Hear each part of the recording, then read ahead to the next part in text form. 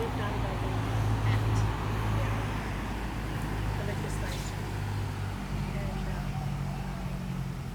whereby we were controlled, our families were controlled. I remember we had to be at home at a certain time. The inspectors or the superintendents, and they'd come and they'd check the houses at certain times. And I remember they used to, today I know it's poison, but back then they used to give us DDTs to rub through the hair.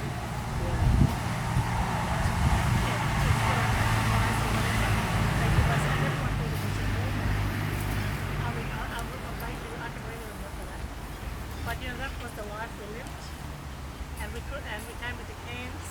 But when we came, we had to get our ancestors had to get permission, go to the superintendent. Yeah, they had written permission to come into Cairns, and they had to stay till 5 o'clock. Oh, they had to be back on the boat to go back to Yarra. If they didn't go back, well, there was down there where the casino is now. There was a police station there as well. If they didn't get on the boat, they'd be put into the police station overnight and kept there and then sent back home to Yarra or wherever they had to go, TI or wherever. That was the PAIA, Department of Aboriginal. Yeah, people don't realise, like I left, well, my grandfather and grandmother, Grandfather George, Singleton, Granny Minnie, they had 5 kids, 2 girls and 3 boys. Auntie Ethel, that's Mercy's grandmother.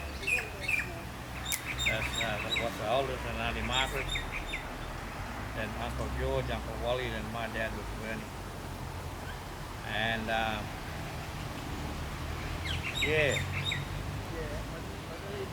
like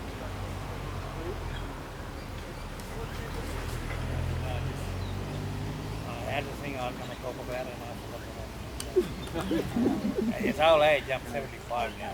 Maybe when he died, when he was sick. Eh? When he was sick, what happened?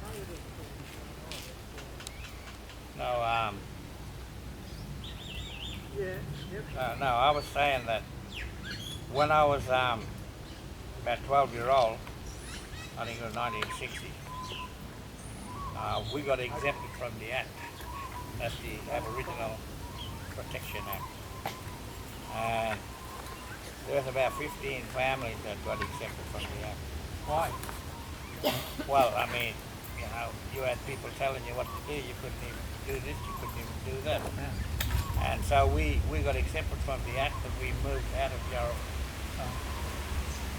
and moved to Bessie Point, and we just built shacks on the beach. And we used to come to school in the boat, in and out, back out. Yeah, every day, for a couple of years. If you wanted to don't go to school, you just pretend to fall off a small boat and get all wet and take it back. And we'd be home, yeah.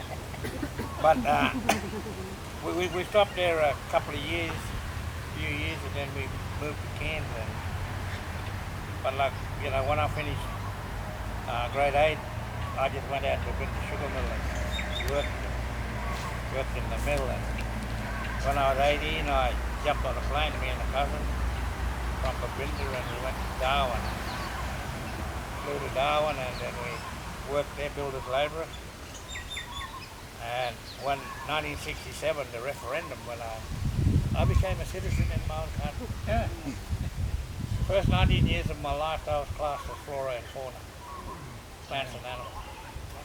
Plants and animals running around. So yeah, 19 years. And 8 of us young fellas then, 4 Torres Strait Islanders, 4 North Queensland Aboriginals. We jumped into 2 cars, Falcon and a Rambler. You fellas might know, you old fellas. What Falcon and Ramblers are. And we drove from Darwin to Port Edward. Worked in the mines there. Pretty good. Good money, big money.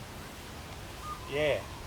But like me, my job, growing up, when I got married and me and Mrs. started having kids. And in 1979, I became an Aboriginal Relics Ranger under the Archaeology Branch of DAIA, Department of Aboriginal Island Advancement. And me and Mrs. moved. My first job was at Injune. Injune is 60 miles north of Roma. Carnarvon Ranges there. Yeah. And yeah, 3 years there, then 3 years Rockhampton. My area was north to Mackay, south to Maryborough, west to Longrig, all the islands. Then 2 years in Townsville. And I went to Cowan in 1986. Worked as a ranger there till 95. And so me and Mrs. we both worked for Queensland Health. From then I was the district workplace health and safety officer. So we moved to Weipa, 1996. And I worked all over the Cape, a week at a time in each community, and 4 times a year. And we didn't leave Weipa till 2013. So when you think about it, like we left home here in 79 and we didn't come back till 2013. Worked all over Queensland. Yeah. I think I might just let you ask questions if you want it, or we can go